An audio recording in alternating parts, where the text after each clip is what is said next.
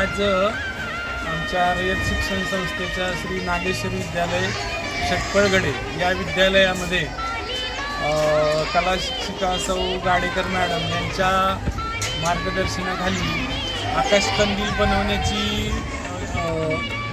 एक कार्यशाळा आयोजित करण्यात आली होती। या कार्यशाळेमध्ये विद्यार्थ्यांनी दिवाळीसाठी घरी लावण्यासाठी छान छान अशा प्रकारचे आकाशकंदील तयार केलेले आहेत। मुलांमध्ये असणाऱ्या सुप्त गुणांना वाव देण्यासाठी ही कार्यशाळा अतिशय उपयुक्त आहे।